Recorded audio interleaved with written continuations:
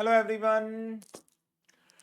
चलिए स्टार्ट करते हैं आज के सेशन को। और आज हम स्टार्ट करने जा रहे हैं विद द चैप्टर नंबर 9 जिसका नाम है audit of different type of entities. इस चैप्टर में हमें डिफरेंट एंटिटीज की ऑडिट को करते वक्त किन किन स्पेशल पॉइंट्स को कंसीडर करना है वो चीजें स्टडी करनी है। डिफरेंट एंटिटीज जैसे government entities, local bodies, NGOs, partnership firm, sole proprietorship, limited liability partnership, cooperative society, multi state cooperative society, charitable trust, religious institution, hotel, cinema, club, hire purchase company, leasing company, बहुत सारी entities हैं जो हमें इस chapter के अंदर cover up करनी है।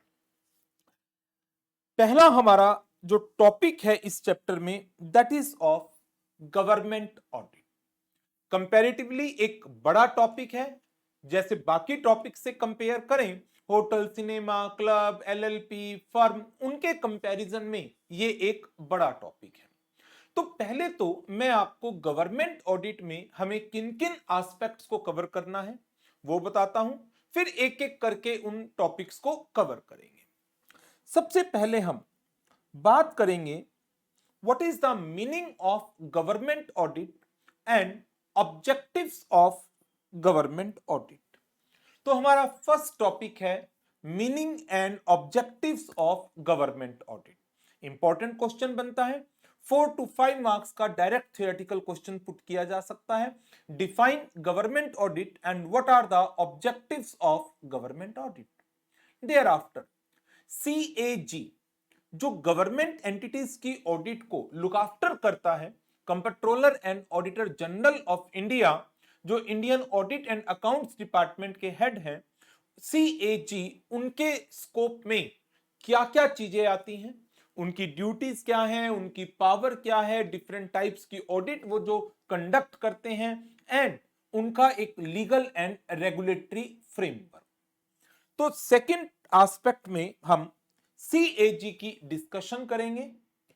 सबसे पहले हम बात करेंगे legal framework of C and AG, thereafter duties of C and AG, फिर powers of C and AG. उसके बाद डिफरेंट टाइप्स ऑफ ऑडिट को हम कवर अप करेंगे। सबसे पहले हम डिस्कस करेंगे एक्सपेंडिचर ऑडिट, जो काफी बड़ा टॉपिक है जिसमें 5 तरह की ऑडिट कवर करनी है। 5 टाइप्स ऑफ ऑडिट एक्सपेंडिचर के अंदर। Audit against rule and order, audit of sanctions, audit against provision of funds, propriety audit and the performance audit.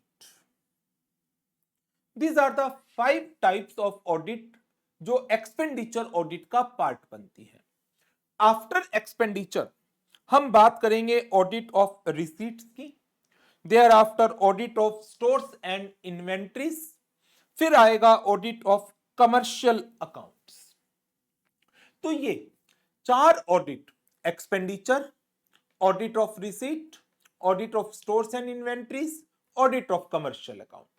उसके बाद फिर आएगा सीएजी का role under the provisions of companies act 2013, जिसमें हम CAG की power to issue the directions to the auditor of government companies under section 143 subsection 5, supplementary audit and test audit को cover up करेंगे। और फिर लास्ट में एक छोटा सा टॉपिक आएगा and that is reporting procedures. तो इसके साथ हमारा गवर्नमेंट ऑडिट का टॉपिक कंप्लीट होता है। तो सबसे पहले क्या पढ़ेंगे, meaning and objectives of government audit. Thereafter CAG का legal and regulatory framework, CAG की ड्यूटीज, सीएजी की पावर, सीएजी का role under companies act 2013। Thereafter different kinds of audit, expenditure audit, audit of receipt, audit of stores and inventories, and then audit of commercial account, and last में reporting procedures। तो चलिए start करते हैं first topic that is meaning and objectives of government audit. Government audit को हम कैसे define कर सकते हैं? गवर्नमेंट ऑडिट के अंदर दो एस्पेक्ट इन्वॉल्व होते हैं। एक एस्पेक्ट तो है एग्जामिनेशन ऑफ फाइनेंशियल स्टेटमेंट। तो जहां तक फाइनेंशियल स्टेटमेंट की एग्जामिनेशन का एस्पेक्ट इन्वॉल्व है, तो ऑडिटर की ड्यूटी आ जाती है to express opinion on true and fair view of the financial statements. But government audit के अंदर ऑडिटर को फाइनेंशियल स्टेटमेंट के अलावा जो गवर्नमेंट के financial, administrative and other operations हैं, उनकी एग्जामिनेशन करनी है, so as to evaluate them, so as to verify them and present a report that contains his audit observation as well as the recommendations. So government audit को आप दो main points के अंदर classify कर सकते हैं। Part number 1, government audit may be defined as objective, systematic, professional and independent examination of financial, administrative and other operations of a public entity for evaluating and verifying them, and after verification to present a report that contains the explanatory comments on audit finding together with the conclusions and the recommendations for future action by the responsible official. And as far as examination of financial statement is concerned, auditor is required to express the opinion regarding the fairness of the presentation. In this manner, हमें government audit की definition को cover करना है in two part. Part number 1, that is related with the examination of financial, administrative and other operations of a public entity, and part number 2, examination of financial statement. So government audit may be defined as an objective, that means without being biased, systematic, step by step manner में, professional, in a proper manner, independent, without being influenced by others. So an objective, systematic, professional and independent examination of financial, administrative and other operations of a public entity for the purpose of evaluating the business, evaluating the operations, verify these operations and present a report that contains the explanatory comments on audit findings together with the conclusion and recommendations, so that based on these recommendations responsible officials can take the actions. And as far as examination of financial statements is concerned, to express the professional opinion regarding the fairness of the presentation. तो आपको ये definition याद रखनी है। यदि ये question आता है 4 to 5 मार्क्स का, define government audit and what are the objectives of the government audit, तो आपको गवर्नमेंट ऑडिट को डिफाइन करना है सबसे पहले, और आप डेफिनेशन को कोशिश करिएगा इसी लैंग्वेज के अंदर लिखें। Objective, systematic, professional and independent examination of financial, administrative and other operations of a public entity for the purpose of evaluating and verifying them and presenting a report that contains explanatory comments about the audit finding together with the conclusion and the recommendations for future action by the responsible official. And as far as examination of financial statement is concerned, to express an independent professional opinion regarding the fairness of the presentation. So after the definition, The next point is the objectives of the government audit. Now, government audit is being carried out by the Department of CAG, comptroller and auditor general, या department आप office कह सकते हैं, by the office of CNAG। तो CAG government audit को regulate करता है, government audit के लिए rules, regulations, procedures, activities prescribe करता है।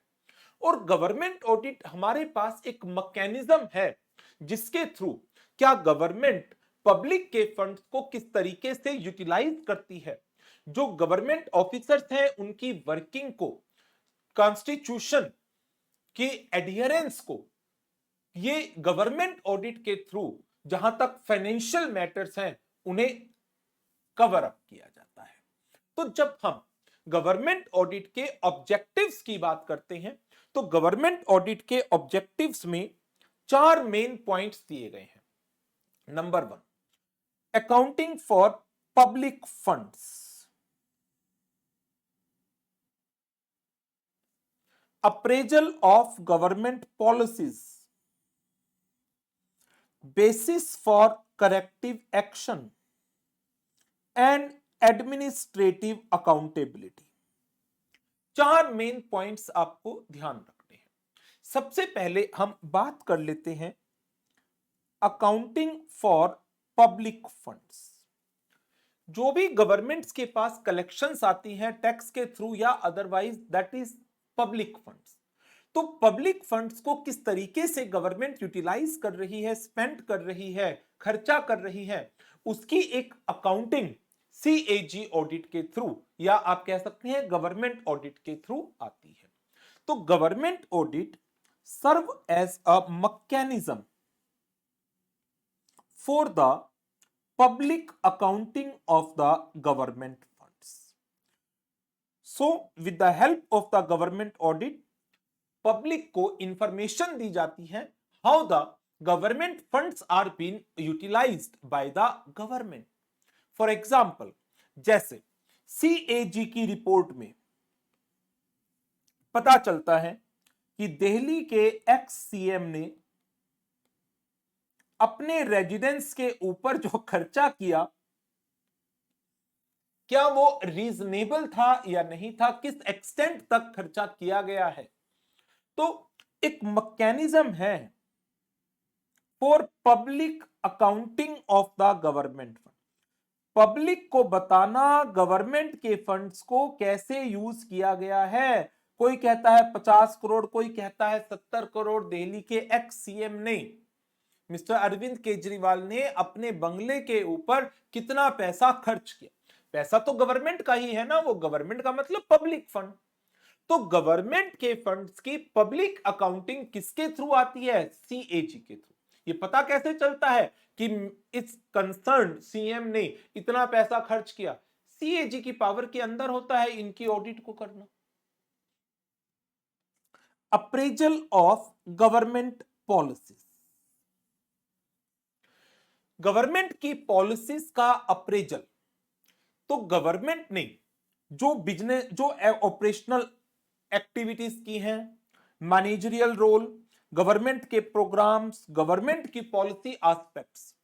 तो पब्लिक अकाउंटिंग किसका, of the operational management program and policy aspects of public administration and the accountability of the official who administer these operation, who administer these program, who administer these policies।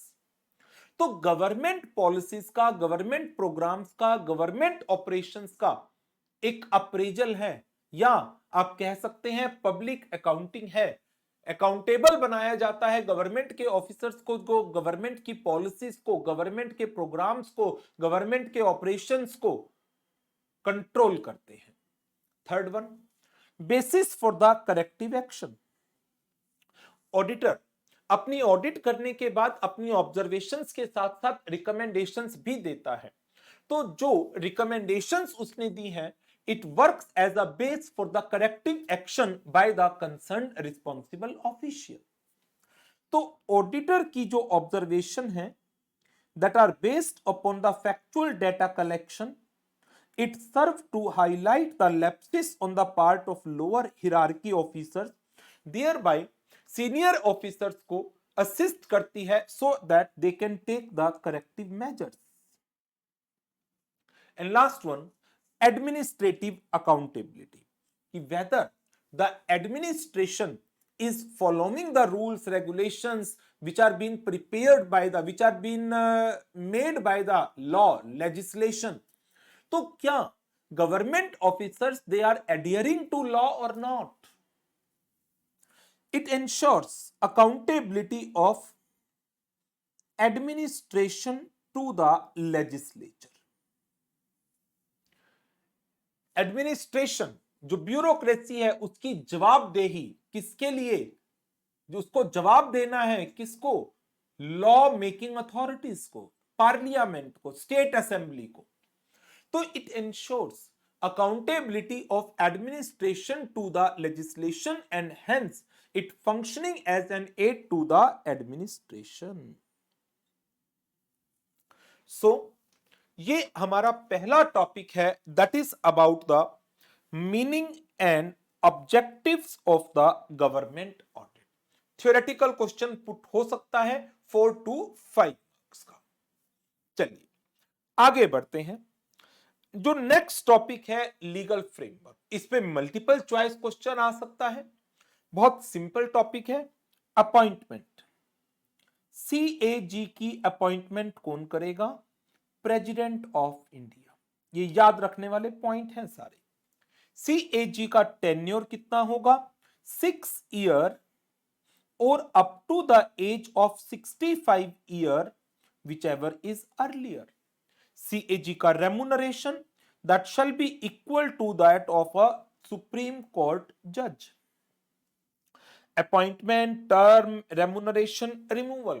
CAG का removal इतना आसान नहीं है. Once appointed उन्हें remove करना है तो parliament के दोनों हाउसेस में that is Lok Sabha and Rajya Sabha में 2/3 मेजॉरिटी के साथ रिमूवल का रिजोल्यूशन पास होना चाहिए. And CAG can be remove only on the ground of proven misbehaviour और incapacity, not on any other ground. So CAG can be removed only when each house of the parliament, Lok Sabha as well as Rajya Sabha, lower house as well as upper house, decides to do so by a majority of not less than 2/3 of the members present and voting. C&AG shall not be removed from the office except on the ground of proven misbehavior or incapacity. उसके बाद CAG एक constitutional post है और CAG से related कुछ principal कहिए, aspects कहिए या आप रेगुलेशन कहिए that are been provided by the constitution of India. Article number 149, 150 and 151 CAG की फंक्शनिंग से रिलेटेड प्रोविजंस प्रोवाइड करते हैं. आर्टिकल 149 कहता है CAG shall perform such duties and exercise such powers in relation to the accounts of union government and the state government as may be prescribed. तो इसके बाद हम CAG की ड्यूटीज एंड CAG की पावर्स को ही पढ़ेंगे. तो CAG shall exercise such power and perform such duties in relation to accounts of the union and the state as may be prescribed. Article number 150 ये क्या कहता है? ये कहता है यूनियन एंड स्टेट गवर्नमेंट के जो अकाउंट्स हैं they shall be kept as the president may on the advice of CAG's prescribed. Accounts of union and state government shall be kept as the president. किसकी advice पर? CAG की advice पर prescribe करता है. Article 151 क्या कहता है? Submission of the account. CAG की report relating to the accounts of the union and the state shall be submitted to the president or the governor who shall cause them to be laid before the parliament or the state assembly। तो CAG union government state government के account पर अपनी एक report देगा। किसको? Union government के accounts की report president को दी जाएगी, स्टेट गवर्नमेंट के अकाउंट की रिपोर्ट गवर्नर को दी जाएगी। Thereafter president and governor shall be required to lay down these report in the parliament or the state assembly as the case may be। तो ये हमारा छोटा सा लीगल फ्रेमवर्क था about the CAG।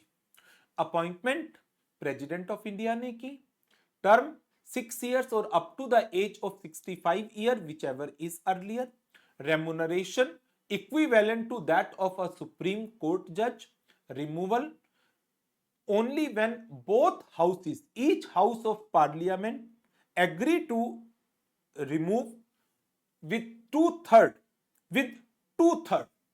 members present and vote, and may be removed only on the ground of proven misbehavior or incapacity, not on any other ground। Thereafter article 149, 150, 151। Article 149 कहता है CAG shall perform such duties and exercise such power in a relation to the accounts of the union and the state government as prescribed। Article 150 क्या कहता है? The accounts of the union and the state shall be kept in the manner as prescribed by the president on the advice of C&AG।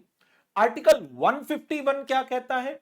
That report of CAG on the accounts of union and the state shall be submitted to the president or the governor who shall cause them to be laid before the parliament or the state legislature or state assembly। तो ये था CAG का legal framework. आगे बात करते हैं CAG की duties की। CAG की ड्यूटीज क्या क्या है? इनके ऊपर मल्टीपल चॉइस क्वेश्चन भी फ्रेम हो सकता है, थ्योरेटिकल क्वेश्चन के चांसेस कम है बट फ्रेम हो सकता है। CAG की ड्यूटीज में सबसे पहले आती है compilation and submission of the account. Union, state government and union territories. Union government means central government, state government और यूनियन टेरिटरी के accounts need to be compiled and submitted to whom? To the president in case of union government, to the governor in case of state government, to the administrator in case of union territory। Number 2, providing the information किसको? To the union, state or union territory as they may require and render the assistance for preparing the annual financial statement। So CAG is under a obligation to provide the information to union, state or the union territory as may be required by them and render the assistance for preparing the annual financial statement। CAG आपकी audit से related क्या duty है? आपको audit करना है किसका? All expenditures that are been incurred from the consolidated fund of the government and to determine whether the money that is disbursed were legally available for and applicable to the purpose for which they were applied. Expenditure audit. तो इसकी detail हम expenditure audit के अंदर cover करेंगे। Number 2, CAG is required to audit all the transactions relating to the contingency funds। एक consolidated fund हो गया, इससे जो खर्चा हो रहा है, गवर्नमेंट का जो कॉन्टिजेंसी फंड है उससे जो खर्चा हो रहा है, उन सब की ऑडिट किसको करनी है? CAG को। इसके अलावा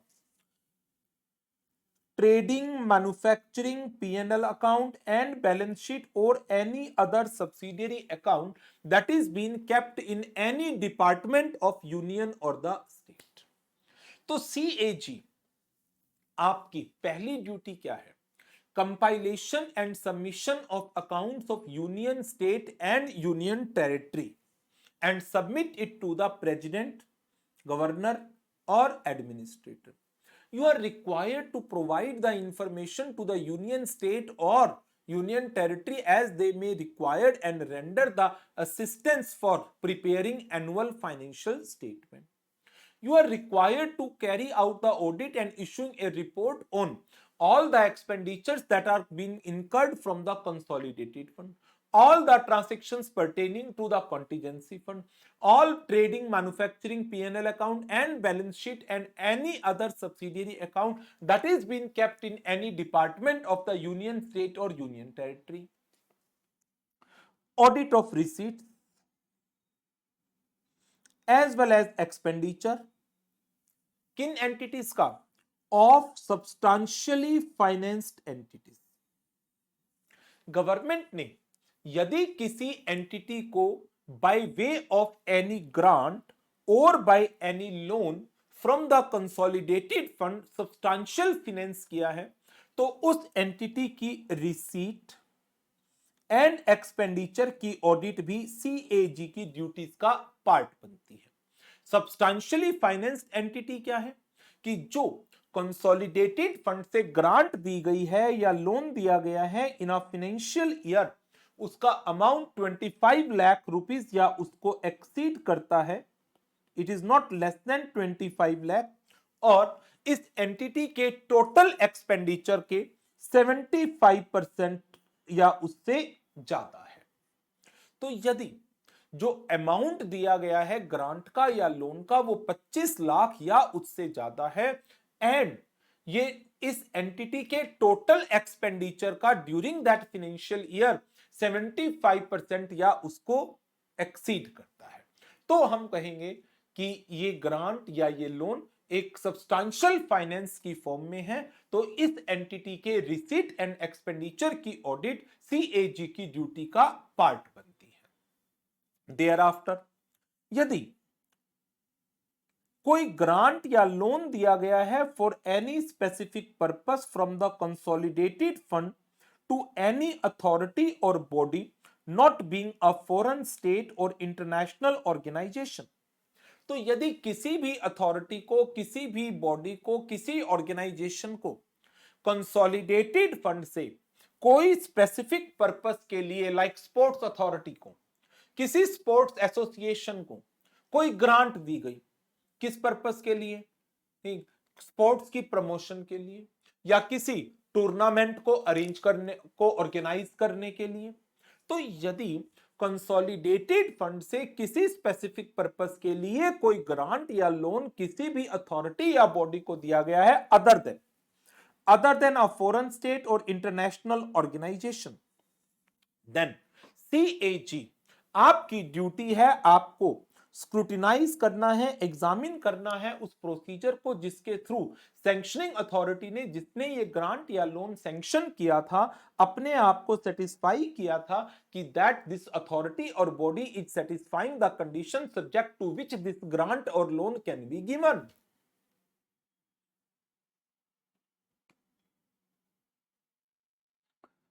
next, that is audit of receipts of union और स्टेट्स.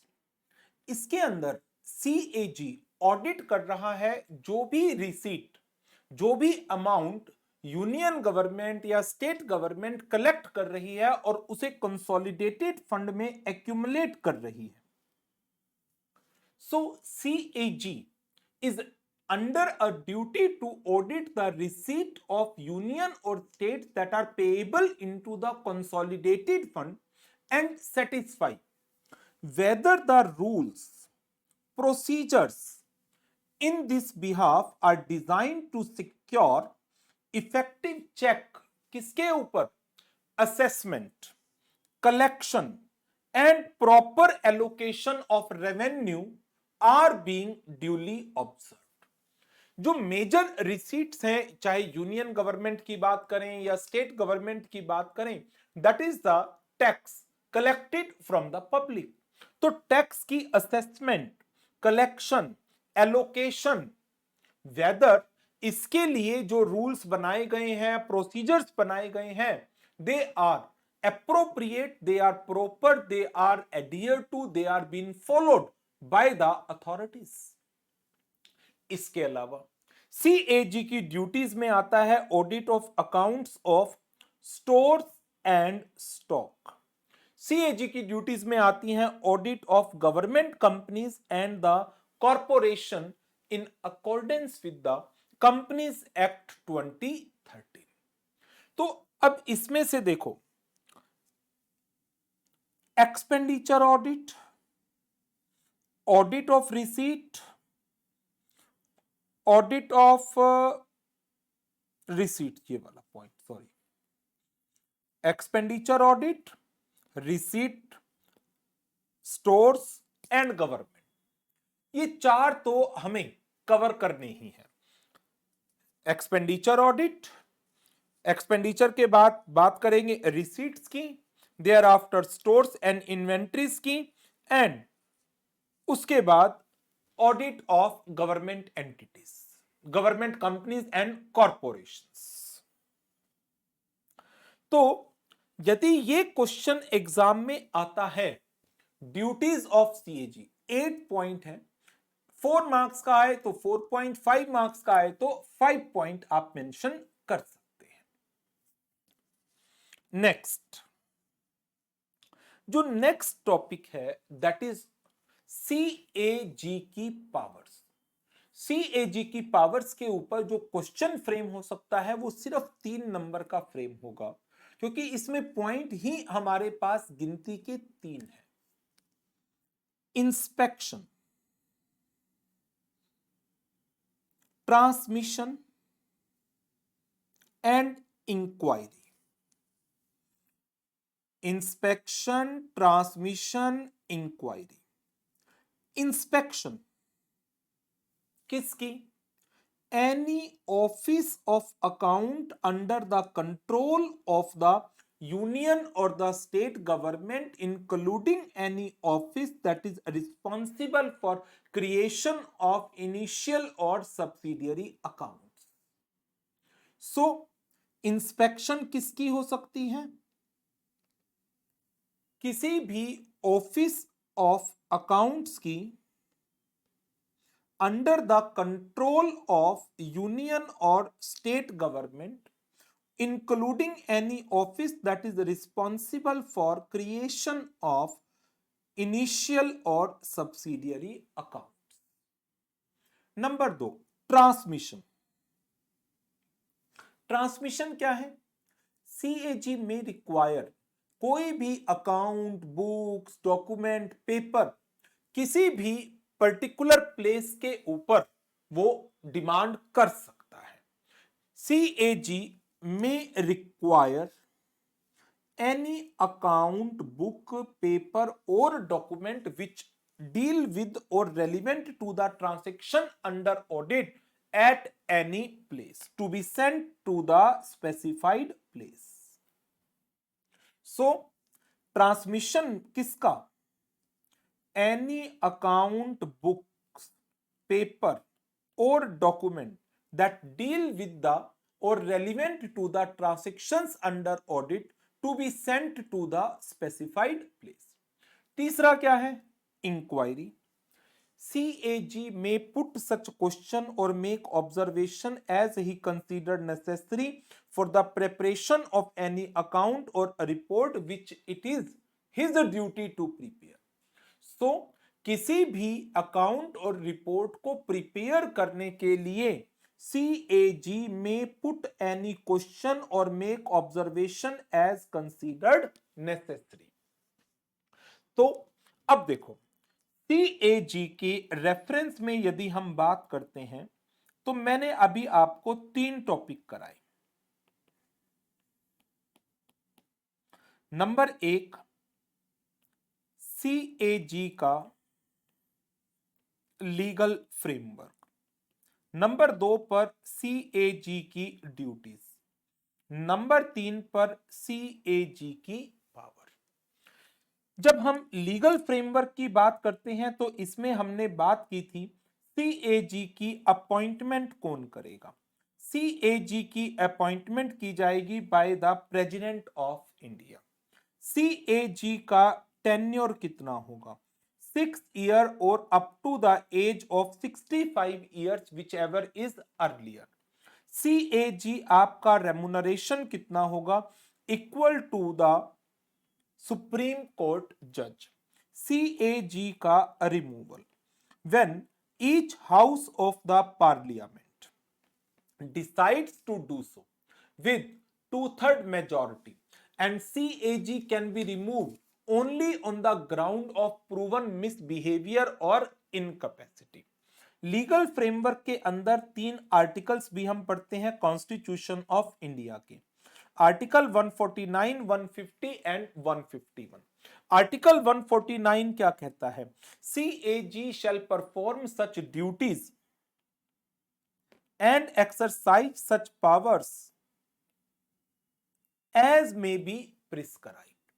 आर्टिकल 150 क्या कहता है, accounts of the union and the state shall be kept as the president may specify on the advice of C&AG।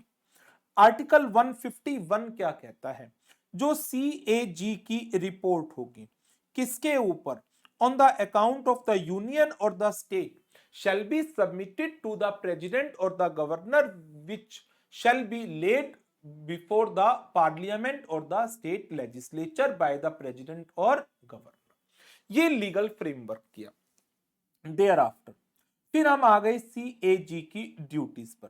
CAG की सबसे पहली duty थी compilation and submission of accounts, किसके, union, state और union territory, and submit the same to the president, governor और administrator. Number 2 पर हमने बात की थी टू प्रोवाइड द इंफॉर्मेशन, किसको, टू द यूनियन, स्टेट और union territory as may be required by them and render the assistance for preparing the annual financial statement. Number 3 पर CAG की ड्यूटी में आया audit, to carry out the audit and issue the report, किन किन चीजों पर, on all the expenditures from the consolidated fund of India, on all the transactions that are been carried out from the contingency fund, all trading, manufacturing, P&L and the balance sheet and other subsidiary account that are kept in any department of union, states or union territory। Number 4 पर audit of receipts and expenditure of substantially financed entities. Substantially financed entities को यदि कोई grant या loan दिया गया है जिसका amount 25 lakh रुपए या उससे ज्यादा है एंड ये अमाउंट टोटल एक्सपेंडिचर के 75% या उससे ज्यादा बनता है तो हम इसे कहेंगे सब्सटेंशियली फाइनेंस्ड एंटिटी। नंबर 5, आपको ऑडिट करनी है किस चीज की, एक ऐसी एंटिटी की जिसे एक ग्रांट दी गई है या लोन दिया गया है for some specific purpose from the consolidated fund of India except foreign state or international organization। You need to carry out the procedure to check whether the authority which sanctioned this grant or loan satisfy themselves about the compliance of the conditions subject to which such grant or loan can be provided for। Thereafter CAG आपकी duty में आता है audit of receipt of union and the states which are payable into the consolidated fund of India and includes the examination of assessment, collection and allocation of the revenue। आपकी duty में आता है audit of accounts of stores and the stocks. आपकी duty में आता है audit of government companies और the corporation in accordance with the companies act 2013। 8 duties. Power 3 है। क्या क्या? Inspection, transmission, inquiry. इंस्पेक्शन किसकी? Any office of the account under the control of the union or the state, including the office that is responsible for the creation of initial or subsidiary account. Transmission किसका? Any account, book, paper or document which deal with or relevant to the transactions under audit to be sent to the specified place. Inquiry to put such questions or make observation as considered necessary for the preparation of any account or report which is the duty of the CAG. तो हमने CAG के अंदर उसका legal framework, there after उसकी duties और उसकी powers को पढ़ा। नाउ अब इसके बाद जो CAG की 4 मेन ऑडिट हैं, एक एक्सपेंडिचर, दूसरा ऑडिट ऑफ रिसीट, तीसरा audit of stores and the stock, and fourth आ जाती है audit of commercial accounts. Now इसके बाद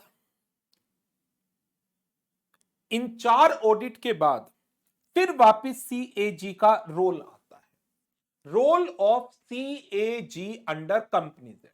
तो पहले तो CAG से रिलेटेड हमने लीगल फ्रेमवर्क पढ़ा, फिर ड्यूटीज पढ़ी, फिर पावर पढ़ी।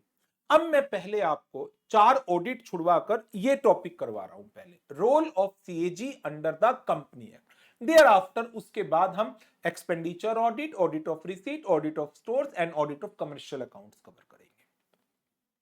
CAG का role under the companies act 2013, section 143 subsection 5 of the companies act 2013। ये सब पढ़ा हुआ है, तो मैं एक बार क्विकली आपको रिवाइज करा रहा हूं।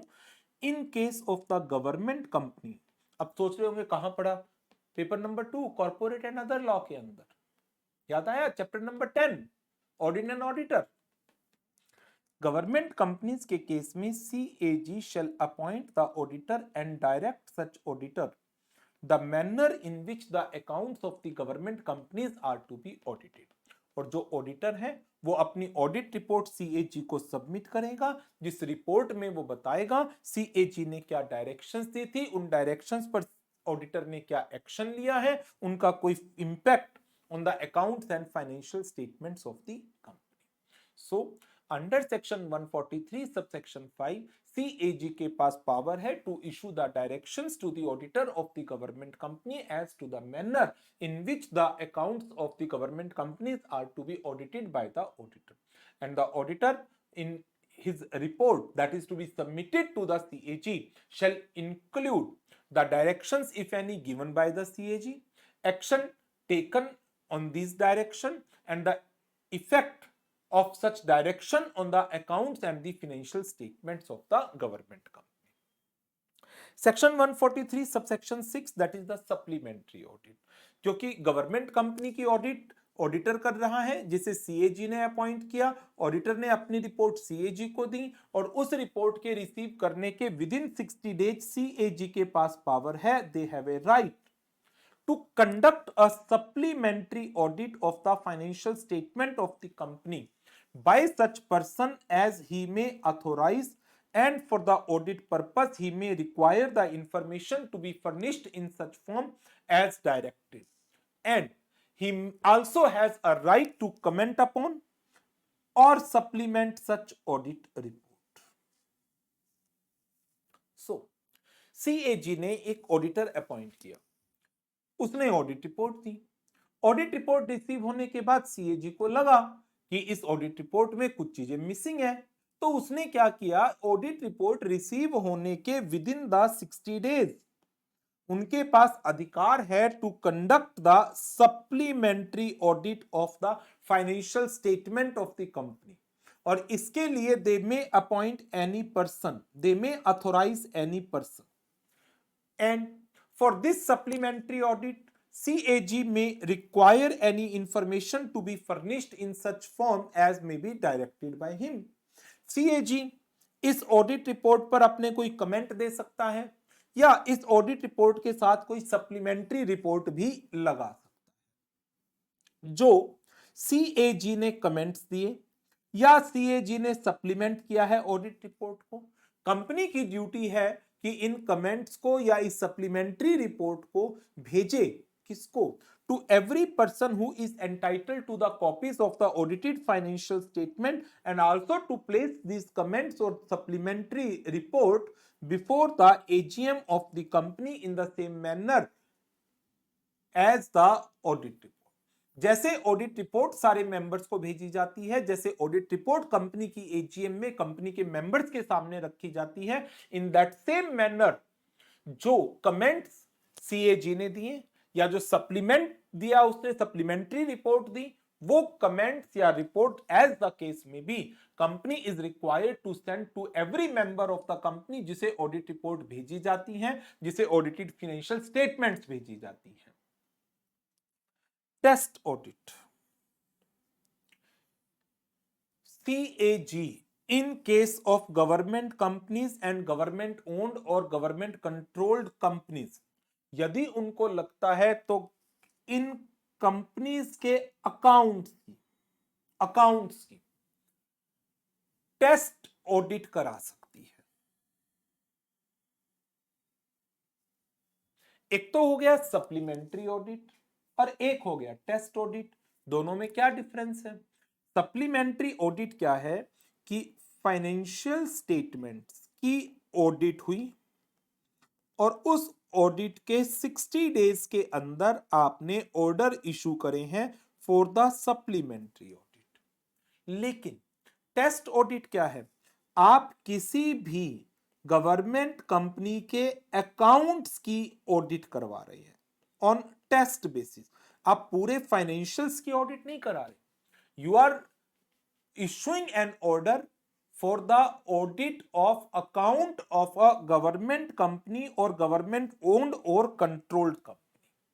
और यदि गवर्नमेंट, जैसे कई बार क्या होता है, कोई गवर्नमेंट कंपनी है, वो इलेक्ट्रिसिटी जनरेशन में या इलेक्ट्रिसिटी डिस्ट्रीब्यूशन में एंगेज्ड है, तो इलेक्ट्रिसिटी जनरेशन में एंगेज्ड है तो सीएजी उसकी कॉस्ट को जानना चाहता है कि जिस रेट के ऊपर ये इलेक्ट्रिसिटी पब्लिक को अवेलेबल करवाई जा रही है और जिस कॉस्ट पर ये जनरेट हो रही है उसके बीच का डिफरेंस कितना है, कितना ये कंपनी जो इलेक्ट्रिसिटी जनरेट कर रही है बीच में अपने मार्जिन रख रही है। तो इसलिए उन्होंने कॉस्ट ऑफ प्रोडक्शन से रिलेटेड रिकॉर्ड्स की ऑडिट के ऑर्डर दे दिए। तो जो स्टैट्यूटरी ऑडिटर हैं,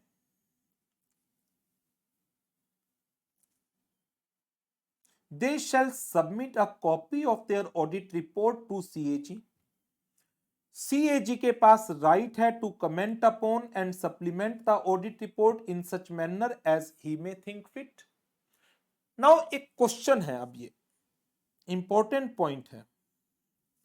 जनरली क्या होता है, सुनिएगा ध्यान से, कि जब ऑडिटर अपनी कोई रिपोर्ट देता है ना और अपनी उस रिपोर्ट में वो किसी तरह की कोई ऑब्जर्वेशन ऐड कर देता है, कोई कमेंट डाल देता है, कोई नेगेटिव कमेंट करता है, देन उसके ऊपर जो कंपनी के बोर्ड ऑफ डायरेक्टर हैं, they are required to give the explanation over that comment.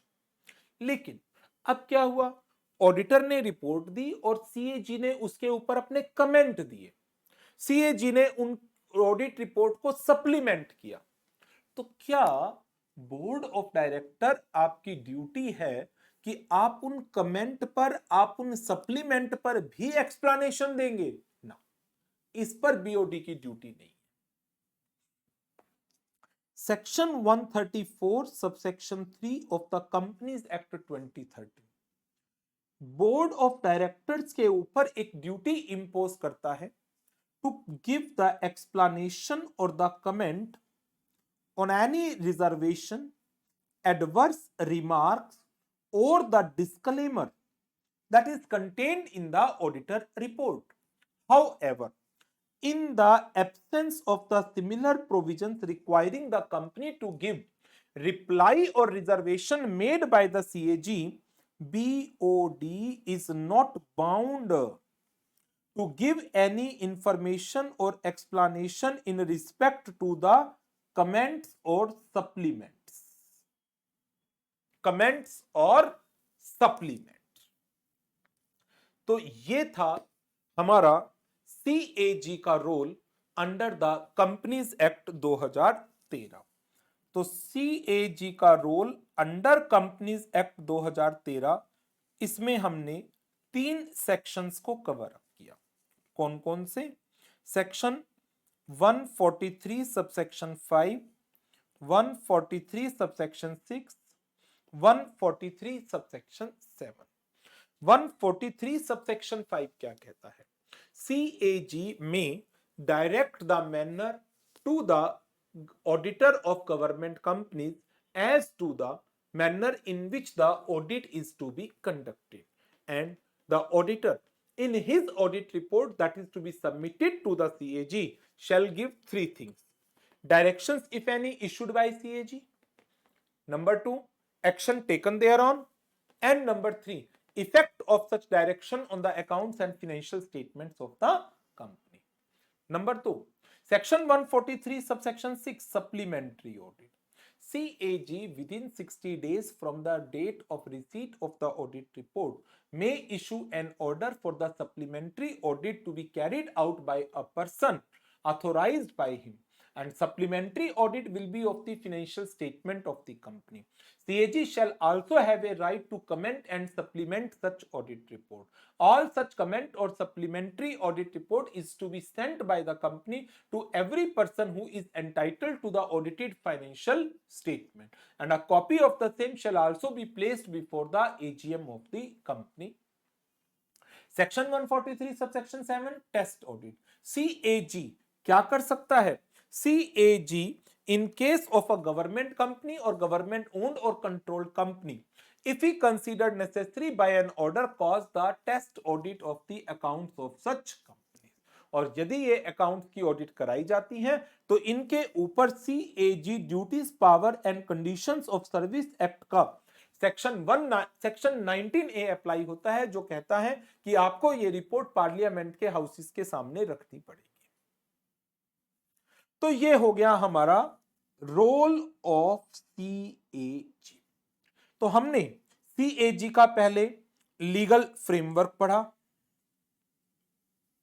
There after उसकी ड्यूटीज कवर की, फिर हमने पावर ली, फिर CAG का role under companies act 2013 cover किया. नाउ इसके बाद अब आगे कवर करना है हमें डिफरेंट काइंड्स ऑफ ऑडिट, जिसमें फर्स्ट ऑडिट आएगी एक्सपेंडिचर.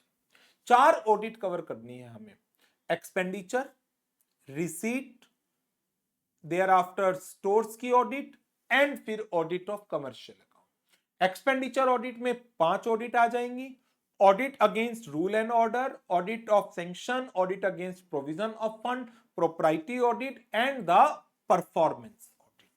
तो एक्सपेंडिचर जिसमें 5 ऑडिट हैं, thereafter propriety thereafter receipt, stores and commercial account. चलिए स्टार्ट करते हैं with the first one, that is expenditure audit.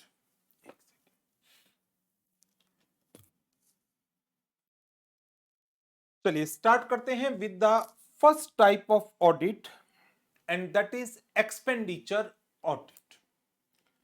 4 audit में से एक्सपेंडिचर ऑडिट सबसे मोस्ट इंपॉर्टेंट ऑडिट है, और इसके अंदर 5 मेन प्रिंसिपल या आप कह सकते हैं 5 एस्पेक्ट या 5 स्टैंडर्ड कवर है. जो भी एक्सपेंडिचर इनकर्ड किया जा रहा है, क्या वो रूल एंड रेगुलेशंस के हिसाब से इनकर्ड किया जा रहा है? क्या उस एक्सपेंडिचर के लिए एप्रोप्रिएट अथॉरिटी ने सैंक्शन अलाउ किया है? क्या उस एक्सपेंडिचर के लिए बजट में प्रोविजन बनाया गया था? एक्सपेंडिचर प्रोप्राइटी एस्पेक्ट पर किया जा रहा है, एक्सपेंडिचर वेस्टफुल नहीं हो रहा. एंड लास्ट, जो एक्सपेंडिचर इनकर्ड किया जा रहा है that is been incurred efficiently, effectively, और उसके इफेक्टिव रिजल्ट आ रहे हैं। So in relation to expenditure audit 5 main standards हैं, 5 प्रिंसिपल्स कह लीजिए या 5 स्टैंडर्ड्स कह लीजिए। पहला पॉइंट आता है audit against rules and orders. Second point आता है audit of sanctions. Third, audit against provision of funds. Fourth, propriety. And fifth, performance audit. So expenditure audit के ऊपर एक क्वेश्चन तो यही आ सकता है, what are the standards associated with the expenditure audit. तो 5 मेन स्टैंडर्ड है। Point number 1, whether the expenditure conforms to the relevant provisions of statutory enactments and it is in accordance with the financial rule and regulation। तो जो भी expenditure incurred किया जा रहा है that is in accordance with the rules and regulation made in this behalf and that expenditure is in compliance with the relevant statutory provisions. Number 2, whether that expenditure is backed by the proper sanction been given by a competent authority। So second principle है there is a proper sanction which is accorded by the competent appropriate authority for the expenditure, that is known as audit of sanction। Third, क्या इस expenditure के लिए पहले से provision बनाए गए थे? Whether there are provision of funds out of which expenditure can be met, that is audit against provision of fund। Fourth point आ जाता है that is propriety audit, whether the expenditure is incurred with due regard to broad and general principles of propriety। And last, whether the government programs, government schemes, government projects where large expenditures are incurred, they are being carried out with economy, efficiency and effectiveness। इसे हम triple E audit भी बोलते हैं, economy, efficiency and effectiveness. So expenditure audit के 5 main standard हैं या आप कहें 5 मेन प्रिंसिपल हैं। पहला प्रिंसिपल आ जाता है कि जो एक्सपेंडिचर इनकर्ड किया जा रहा है that is in accordance with the statutory enactment and it is in accordance with the financial rules and regulation, जिसको आप नाम देंगे audit against rule and order का। नंबर 2, वेदर द एक्सपेंडिचर जो भी इनकर्ड किया गया, whether there is a proper sanction accorded by a competent authority for all the expenditure, that is known as the audit of sanctions। Third, whether the expenditure is met, whether there exists provision of funds against which the expenditure has been created, that is known as provision of funds। Whether the expenditure has been incurred with due regard to broad and general principles of propriety। And last, whether the programs, projects, schemes of the government where large expenditures are involved, whether they are being incurred economically, efficiently and effectively, this is known as the performance audit. तो 5 standard हैं हमारे expenditure audit के। Start करते हैं first standard के साथ, that is audit against rules and order, जहां पर हमें चेक करना है whether the expenditure incurred are in compliance of the relevant statutory provisions and they are incurred in accordance with the financial rules and regulations। audit against rules and order seeks to satisfy that the expenditure incurred it is in accordance with the financial rules, regulations and the orders issued by the authorities. इसमें दो question बनते हैं. Number एक, ये rules कितनी categories में divide हो सकते हैं एंड ऑडिट के की पॉइंट्स. तो पहले तो हम रूल्स रेगुलेशंस की कैटेगरीज देखते हैं. The rules regulations and the orders mainly fall under the following categories. Number one, rules and orders that regulate the power to incur and sanction the expenditure from the consolidated fund of India or the state. Number two, rules and order dealing with the mode of presentation of claims against the government, withdrawing the money from the consolidated fund, contingency fund and the public accounts of the government of India and the states. And third, rules and orders regulating conditions of service, pay, allowance and pensions of the government servants. Theoretical question है, याद करना पड़ेगा. Rules and regulations and orders को जिनकी compliance expenditure के relation में हमें check करनी है, उन्हें तीन कैटेगरीज में डिवाइड किया गया है. पहला, rules and order regulating the power to incur and sanction the expenditure from the consolidated fund.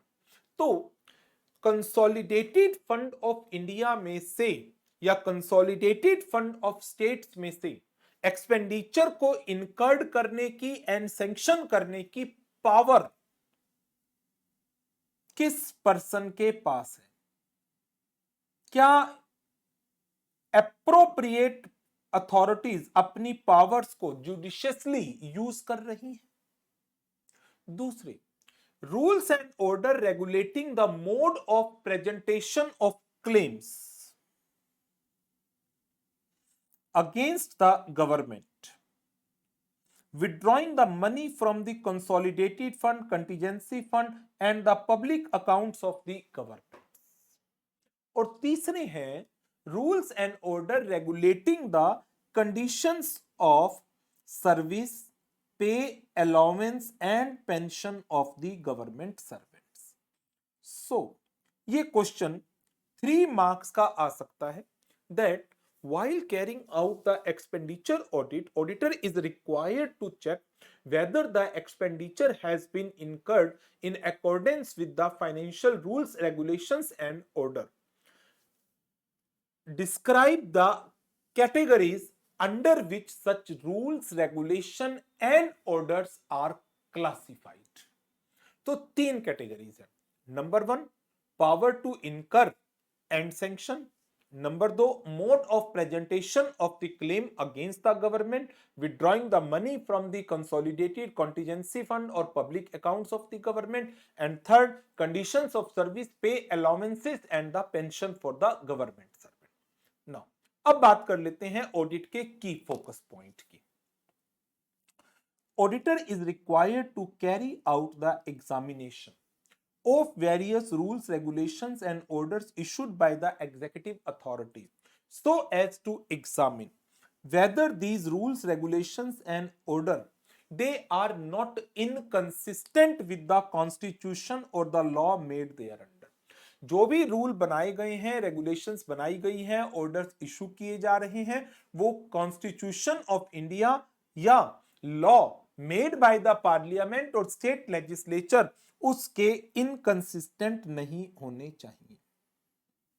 Number 2, rules, regulations and orders they are consistent with the essential requirements of audit and accounts as determined by the C&AG. Number 3, they do not come in conflict with the orders or rules made by the higher authorities. And fourth, in case these rules regulation order have not been separately approved by the competent authority. तो जिसने भी इन rules को, regulations को, order को issue किया, whether that authority possess the rule making power, जिस authority की jurisdiction में एक पर्टिकुलर रूल, रेगुलेशन या ऑर्डर को इशू करना आता था, उस पर्टिकुलर अथॉरिटी ने सेपरेटली इन्हें अप्रूव नहीं किया, तो ठीक है, एक ने अप्रूव नहीं किया तो जिसने दूसरे ने ये रूल बनाया, क्या ये उसकी पावर में आता था? जैसे बड़ा इंटरेस्टिंग एग्जांपल दे सकते हैं इसका दिल्ली की गवर्नमेंट के रिलेशन में। जैसे यहां पर एक तो इलेक्टेड गवर्नमेंट होती है जिसके इलेक्शन होते हैं, और दूसरा एलजी होता है, lieutenant governor, LG. LG centre से अपॉइंट होता है।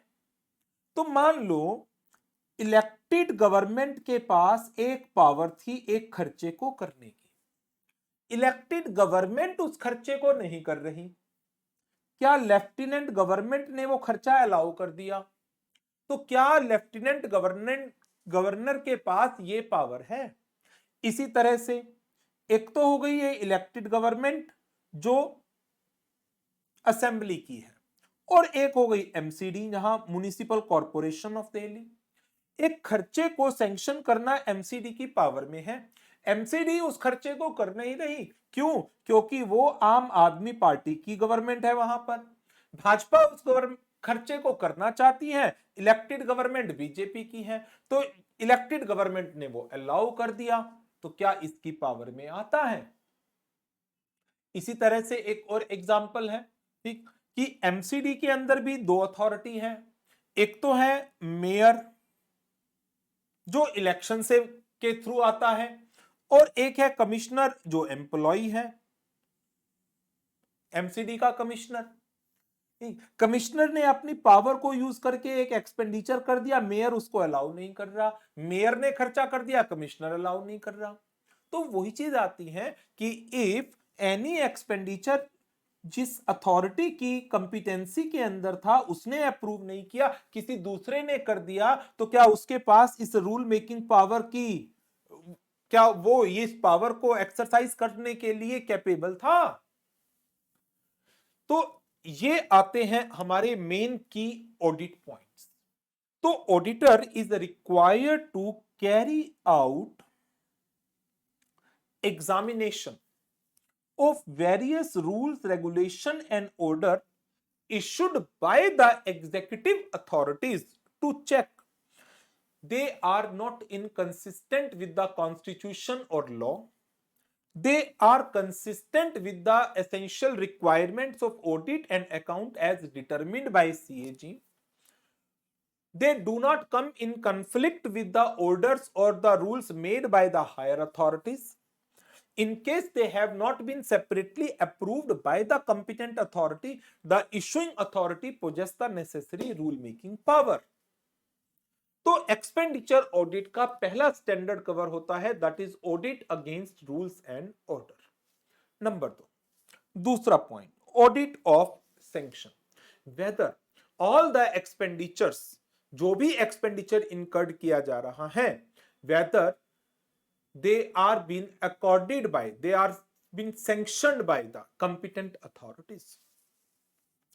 Ensure that each item of expenditure is covered by a sanction, either by general sanction or the special from the competent authority. Audit of sanction is directed both in respect of ensuring that number 1, expenditure is covered by a sanction, and number 2, the authority which sanction the expenditure has necessary authority, necessary power, competent है वो, satisfy that the authority sanctioning the expenditure is competent for the purpose by virtue of the power vested by the constitution. Third standard of expenditure audit, that is audit against provision of fund. जिस खर्चे को एक authority ने approve किया, क्या उस expenditure के लिए बजट बनाया गया था, प्रोविजन क्रिएट किया गया था। Whether there is a provision of fund out of which the expenditure can be incurred, और जो एक्सपेंडिचर इनकर्ड किया जा रहा है वो उस प्रोविजन के बियॉन्ड नहीं होना चाहिए। Amount of such expenditure does not exceed the appropriation made. Next, propriety audit. Third standard, audit against propriety seeks to ensure that expenditure conforms to the following principle. ये इंपॉर्टेंट ऑडिट है। Number 1, expenditure जरूरत से ज्यादा नहीं होना चाहिए। Expenditure is not prima facie more than the occasion demand, and every official exercise the same degree of vigilance in respect of the expenditure as a person of ordinary prudence would exercise in respect of his own money. आप अपनी पैसे को, खुद की earn की हुई money को जिस प्रूडेंस के साथ खर्च करते हैं, उसी प्रूडेंस को आपने एक्सरसाइज किया है गवर्नमेंट एक्सपेंडिचर करते वक्त। सो एक्सपेंडिचर ओकेजन की डिमांड से ज्यादा नहीं होना चाहिए, and every authority that exercise the same degree of vigilance in respect of the expenditure as a man of ordinary prudence would exercise in respect of his own money. Number 2, authority exercise its power of sanctioning the expenditure that should not be for direct or indirect benefit for his own. So, authority exercising its power of sanctioning the expenditure to pass an order which will not directly or indirectly accrue to its own advantage. Number 3, public money means government fund should not be utilized for the benefit of a particular person. However, in 4 cases में expenditure if it is incurred for a particular person, that is okay. यदि amount of expenditure is insignificant, बहुत ही कम है, जो expenditure incurred किया गया है that can be claimed through the court of law. Claim for the amount could be enforced in a court of law. जो expenditure incurred किया गया है that is due to some recognized custom, रीति रिवाज है, पुराने चले आ रहे हैं। जैसे कई बार आपको लगता होगा कि गवर्नमेंट इतना खर्चा कर रही है किन चीजों पर, मंदिरों के ऊपर, फेस्टिवल सेलिब्रेशन पर, अयोध्या में दीप उत्सव पर, ठीक, या फिर दूसरी कम्युनिटीज के फेस्टिवल्स के ऊपर। These are the customary expenditure जो सालों से चलते आ रहे हैं। It's okay. Expenditure is in pursuance of a recognised policy और कस्टम, पुराने रीति रिवाज है। Fourth, amount of allowance like travelling that is granted to meet the expenditure of a particular type, it is so regulated that कि ये जो खर्चा किया जा रहा है that will not result into any profit to the recipient, that allowances are not an whole source of profit to the recipient. So जो हमारी प्रोप्राइटी ऑडिट है, इसके अंदर ऑडिटर किन प्रिंसिपल के ऊपर काम करता है? नंबर 1, जो एक्सपेंडिचर है that should not be prima facie more than the occasion demand, and the officers या authority exercise the same degree of vigilance in respect of the expenditure as a man of ordinary prudence would exercise in respect of his own money. Authority exercising its power of sanctioning the expenditure to pass an order which will not directly or indirectly accrue to its own advantage. And last, public money should not be utilized for the benefit of a particular person, जिसकी ये 4 exception है। Amount of expenditure insignificant है, claim for the amount could be enforced through a court of law, expenditure is in pursuance of a recognized policy or custom, amount of allowances are so regulated that allowances are not becoming a source of profit to the recipient. Now इसके बाद next आता है हमारा पांचवा और last standard, and that is जो भी programme, schemes, project where large expenditures are being incurred, they are being run economically and efficiently and effectively. Performance audit. Scope of audit extended to cover 3E: efficiency, economy and the effectiveness. Efficiency, आप जिस project के ऊपर जो खर्चा कर रहे हैं उसके बेनिफिट को पाने के लिए 100% एफर्ट्स पुट किए जा रहे हैं। एफर्ट्स,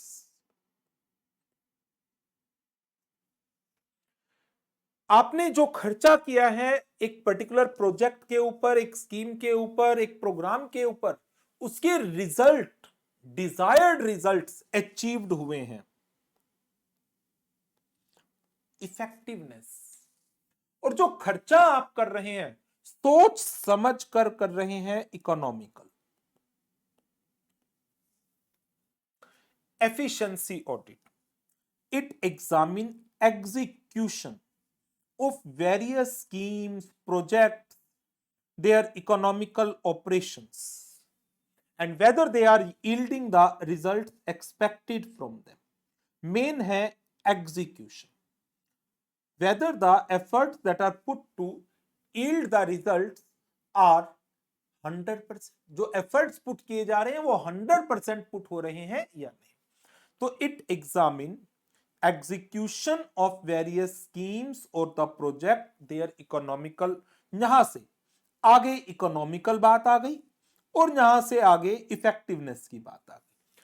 पॉइंट एक है, कवर तीनों कर लिए, बट मेन है एग्जीक्यूशन। अब आते हैं इकोनॉमिकल पर, that is acquisition of financial, human and physical resources economically, ये है main point. And whether the approving and spending authorities observed the economy. Effectiveness, performance appraisal means result of the schemes or the targets with reference to the overall targeted goal and the efficiency of means adopted for achieving these goals. तो performance appraisal means results कितने achieved हुए हैं इन schemes के, projects के Vij the target, जो target बनाया गया था। सो तीन मेन पॉइंट हैं। एफिशिएंसी, जो एग्जीक्यूशन पर अपना फोकस रखेगा। Economical, acquisition of resources economically. Effectiveness audit, result based work. Performance appraisal of schemes with reference to the overall targeted goals. इसमें अब एक छोटा सा और टॉपिक है, शॉर्ट नोट आ सकता है, efficiency cum performance audit, that is objective examination of financial as well as operational performance of an organization or a program or a authority or a function that is oriented or directed towards identifying the opportunities for greater economy and effectiveness. हम इस project की cost को कैसे कम कर सकते थे या result और कैसे बेटर अप्रूव हो सकते थे। तो efficiency cum performance means an objective examination of financial as well as operational performance of any organization, any program, any authority, any function that is oriented towards identify करना उन opportunities को जिनसे economy को और बेटर किया जा सकता था, इफेक्टिवनेस को और बेटर किया जा सकता था। Step by step activity, identify, जिसे आप एग्जामिन करना चाहते हैं, subject matter, do preliminary study, then plan, execution और फिर रिपोर्टिंग, ये तो जनरल ऑडिट ही है मेरी। प्लानिंग, एग्जीक्यूशन, रिपोर्टिंग, ये मेरी ऑडिट की स्टेजेस होती है। बट इससे पहले identification of the subject matter and the preliminary study. तो ये हमारा एक मोस्ट इंपॉर्टेंट टॉपिक था अबाउट द एक्सपेंडिचर ऑडिट का। 5 स्टैंडर्ड जिसमें हमने कवर अप किए। First one, audit against rules and order. Second one, audit of sanction. Third one, audit against provision of funds. Fourth, audit that is proprietary audit. And fifth one, performance audit. अब आपको ये करना है अच्छी तरह से याद। चलिए आगे कंटिन्यू करते हैं। 3 ऑडिट और बचती है हमारी। एक है ऑडिट ऑफ रिसीट, दूसरा ऑडिट ऑफ स्टोर्स एंड तीसरा ऑडिट ऑफ कमर्शियल अकाउंट्स। तो चलिए स्टार्ट करते हैं with the audit of receipt के साथ। गवर्नमेंट की जो मेजर रिसीट्स हैं वो इन द फॉर्म ऑफ टैक्सेस हैं। जो रेवेन्यू गवर्नमेंट कलेक्ट कर रही है that is in the form of direct tax, indirect taxes. Besides taxes, जो गवर्नमेंट के दूसरे डिपार्टमेंट हैं जैसे टेलीकॉम डिपार्टमेंट, वो रेवेन्यू कलेक्ट करता है बाय सेल ऑफ स्पेक्ट्रम। इसी तरह से जो डिपार्टमेंट ऑफ कोल है वो रेवेन्यू कलेक्ट करता है कोल ब्लॉक्स की एलोकेशन करके। तो जो रेवेन्यू गवर्नमेंट कलेक्ट कर रही है whether in the form of taxes और बाय सेल ऑफ स्पेक्ट्रम और by allocation of coal blocks और by carrying out profitable work, जैसे गवर्नमेंट की जो रिफाइनरीज हैं वो प्रॉफिट मेकिंग एक्टिविटीज हैं। तो अब ऑडिटर को that is by department of Indian audit and accounts department that is C&AG के ऑफिस को ऑडिट करनी है रिसीट्स की।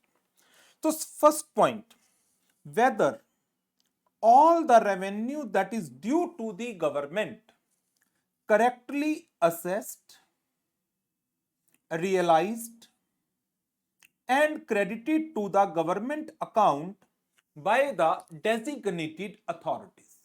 चाहे वो स्टैंप ड्यूटी है, चाहे वो लोकल टैक्सेस है, चाहे वो GST है, चाहे वो इनकम टैक्स है, चाहे वो कस्टम ड्यूटीज हैं, whether that revenue is correctly assessed, realized and credited to the government account. Number 2, whether adequate regulations and procedures have been framed by the concerned department so as to secure effective checking on assessment and the collection। तो पहला point है, क्या government के revenue correctly assess किए गए हैं, realised किए गए हैं, गवर्नमेंट अकाउंट में क्रेडिट किए गए हैं। Number 2, whether adequate regulations and the procedures are being framed by the concerned department or the agency so as to secure effective check on the assessment of revenue and the collection of the revenue। तो जो procedures हैं, regulations हैं, उनको frame करना। Frame कर लिया गया तो क्या इन प्रोसीजर्स को, रेगुलेशन को एक्चुअल में इंप्लीमेंट भी किया जा रहा है? Whether regulations and the procedures are actually been carried out, whether adequate checks are imposed to ensure prompt detection and investigation of irregularities, double refund, forged refund voucher or any other loss of revenue through the fraud or willful omission or negligence to levy or collect the taxes or to issue the refund। तो क्या adequate checks लगाए जा रहे हैं? किस लिए? To ensure proper prompt detection and investigation. किन चीजों की? Any irregularity, issue of forged refunds, double refund, wrong input tax credit, or any other loss of revenue, willful omission or negligence to levy or collect the taxes, तो उनके लिए check imposed किए जा रहे हैं या नहीं किए जा रहे।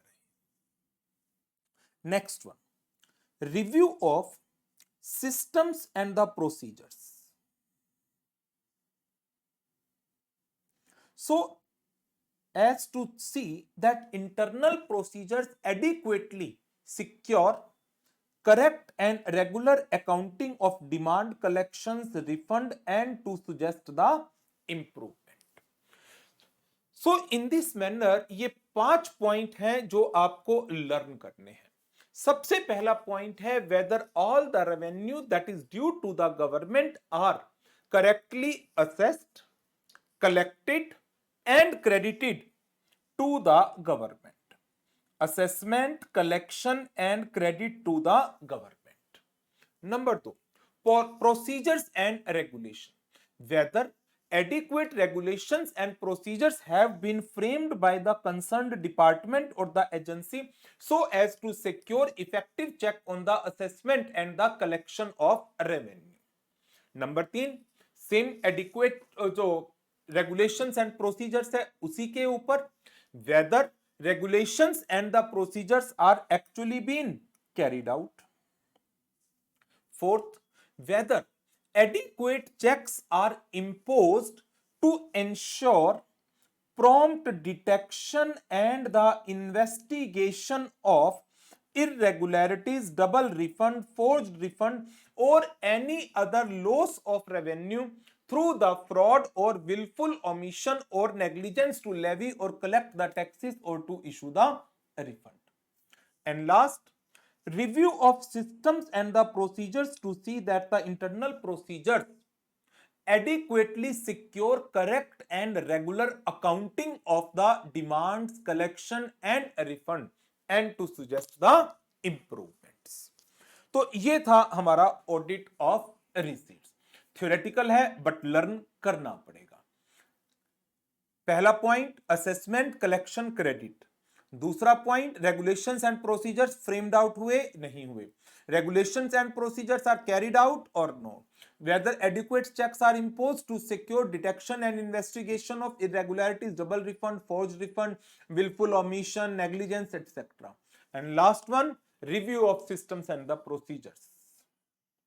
Now next आगे बढ़ते हैं, audit of stores and inventories. Audit of stores and the inventories. Stores, that includes all type of the purchases that are made by the government like plant, machinery, office equipment, etc. तो government कोई भी machinery, equipment, plant by करती है, ठीक, जो जैसे government के departments हैं तो डिपार्टमेंट के लिए जो भी कैपिटल एसेट्स बाय किया जाता है, प्लांट है, मशीनरी है, इक्विपमेंट है, वो सब स्टोर्स की डेफिनेशन में इंक्लूड होता है। तो ऑडिटर को स्टोर्स के रिलेशन में क्या क्या चीजें चेक करनी है। Number 1, whether the regulation governing the purchases, receipt, issue, custody, sale and inventory taking of the stores, whether the regulations are being devised and properly carried out. यही same point ऊपर भी था, regulations and the procedures are framed and they are effectively carried out. वहां पर regulations and procedures किसके थे? Revenue की assessment and collection के। यहां पर रेगुलेशंस एंड प्रोसीजर्स किसके हैं? Purchases, receipt, issue, custody, sale, inventory taking of the stores, whether they are devised and properly carried out. And यदि इन्वेंट्री टेकिंग के टाइम पर कोई भी इरेगुलरिटीज फाइंड आउट होती है, whether that is bring to the notice of the government, to bring to the notice of the government any deficiencies in the quantities of the stores held or any defects in the system of control. To verify जो भी purchases हो रही हैं they are properly sanction economical in accordance with the rules for the purchases laid down by the concerned authorities. Simple point है। To check जो prices पे किए जा रहे हैं they are reasonable. Certificates of the quality and the quantity are furnished by the inspecting and the receiving units. To check the accounts of receipts, issues, and balances regarding accuracy, correctness, and reasonableness of the balances in the inventory with reference to the specified norms for level of consumption of inventory holding. जैसे आप material cost का chapter पढ़ते हैं cost accounting में या inventory valuation का chapter पढ़ते हैं अकाउंट्स के अंदर, तो हम एक रिकॉर्ड तैयार करते हैं रिसीट्स का, इशू का, बैलेंसेस का। तो जो अकाउंट्स हैं कितनी इन्वेंट्री रिसीव्ड हुई, कितनी इशू हुई और उसके बाद बैलेंस क्या बचा, उन अकाउंट्स को चेक करिए, लेजर को चेक करिए so as to check whether the balances they are accurate, they are correct and reasonable considering the consumption of inventory. So सबसे पहले आपको इसके अंदर स्टोर्स के मीनिंग में एक पॉइंट याद रखना है। The term stores include all type of the purchases made by the government like plant, machinery, equipment etc. फिर ऑडिट की पॉइंट्स के अंदर पहला पॉइंट आ जाता है रेगुलेशंस का। Whether the regulations for the purchases, issue, custody, sale, inventory taking, whether the regulations are been devised, regulation frame हुई है and they are been carried out. तो फर्स्ट पॉइंट आपका आता है रेगुलेशन के ऊपर। नंबर 2, यदि कोई भी इरेगुलरिटीज नोटिस होता है या कोई डेफिशिएंसी नोटिस हो रही है in the inventory quantity, bring it to the knowledge of the government. To bring to notice of the government any deficiencies in the quantity of stores held or any defect in the system of the control. To check that all the purchases they are properly sanctioned, purchases are made economical in accordance with the rules for the purchases laid down by the competent authorities. Then जो prices paid किए जा रहे हैं for the inventory they are reasonable and certificate of quality and the quantity are furnished by inspecting unit and the receiving unit. To check the accounts of receipts, issues and balances regarding accuracy, correctness and reasonableness of the balances in the inventories. So सबसे पहले हमने expenditure audit को cover किया, there after हमने audit of receipt को cover किया, फिर audit of stores को कवर किया। नाउ अब आ जाता है गवर्नमेंट एंटिटीज के केस में कमर्शियल अकाउंट्स की ऑडिट। कमर्शियल मींस जहां पर प्रॉफिट एस्पेक्ट इन्वॉल्व है। सो सबसे पहले तो हमें आइडिया होना चाहिए कि गवर्नमेंट में या पब्लिक सेक्टर के अंदर किस तरीके से प्रॉफिट मेकिंग या कमर्शियल लेवल पर काम किया जाता है। तो type of entities that are engaged in the commercial activities, departmental enterprises engaged in commercial and trading operations, जैसे department of telecom, telecom department, department of coal, कोयला मंत्रालय, oil and refinery, urban development. So कुछ departments जो है government के they are engaged in commercial activities, trading activities. Number 2, statutory bodies and the corporations, जैसे state bank of India, life insurance corporation of India, general insurance corporation of India. These are the statutory bodies जो commercial basis के ऊपर profit earn करने के लिए काम करती हैं। Government companies that are set up under the provisions of companies act 2013।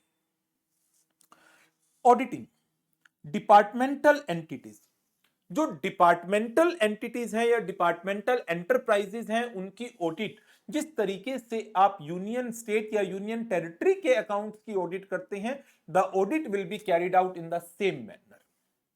Audit of departmental entities is done in the same manner as any government department where commercial accounts are being kept.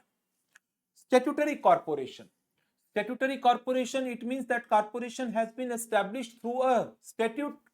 किसी law के through बनाया गया है तो law खुद ही provision दे रहा होगा. जैसे state bank of India act, उसके अंदर प्रोविजंस हैं ऑडिट के. Statutory corporation, audit of statutory corporation depends upon nature of the statute governing the corporation. Government companies, उनकी audit as per the provisions of Companies Act 2013. In respect of the government companies, audit is conducted by the auditor appointed by the C&AG as per the provisions of Companies Act 2013. तो इस तरह से audit of commercial accounts की हमें coverage करनी थी.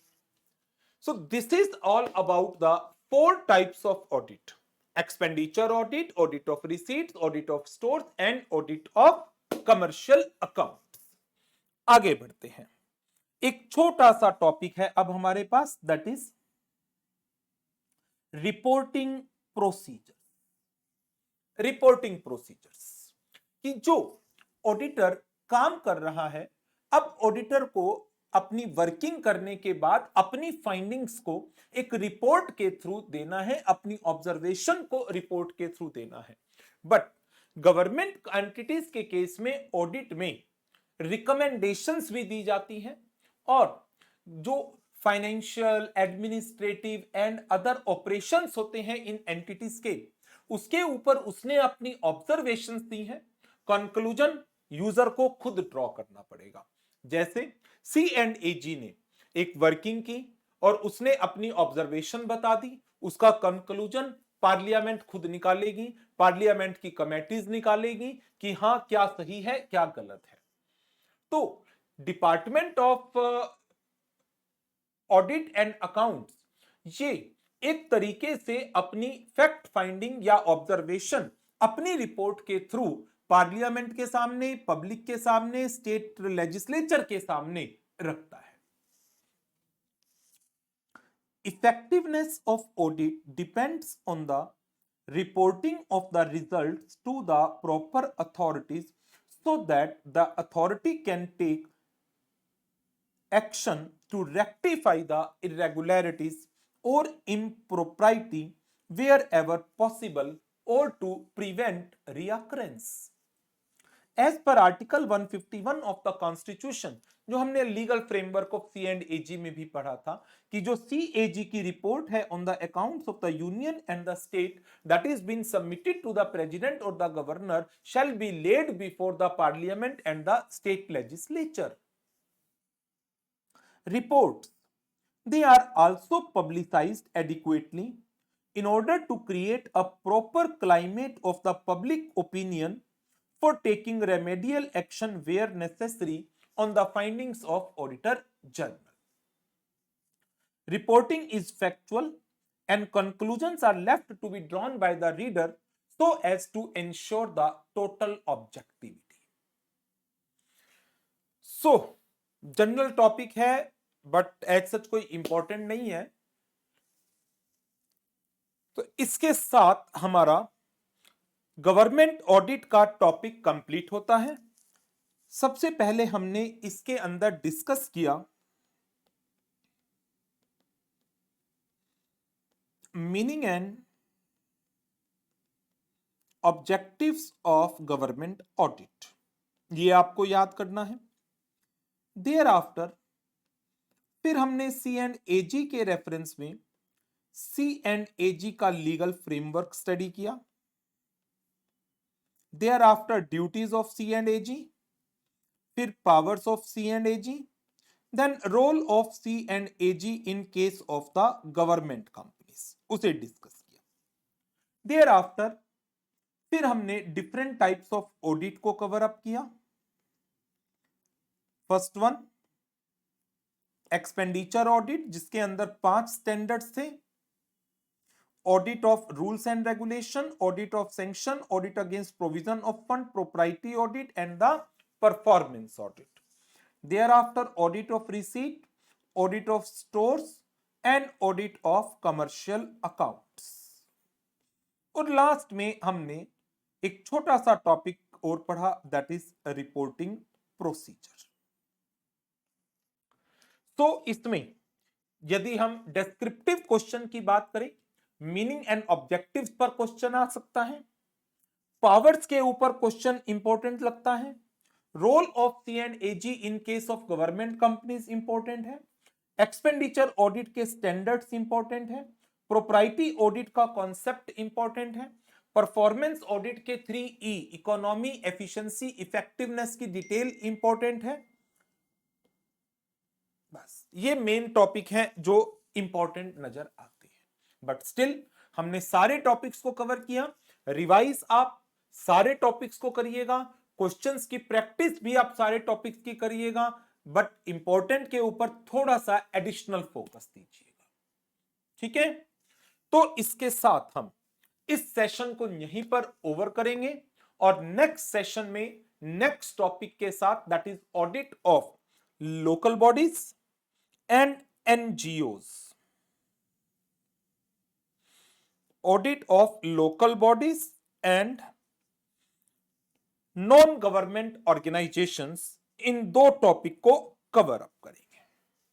ठीक है, चैप्टर इंपॉर्टेंट है, 10 से 12 नंबर का एग्जाम में जनरली आता है। लेक्चर के साथ साथ ही चीजों को रिवाइज करते रहिएगा और क्वेश्चन आंसर्स की प्रैक्टिस करते रहिएगा। Thank you very much, good bye.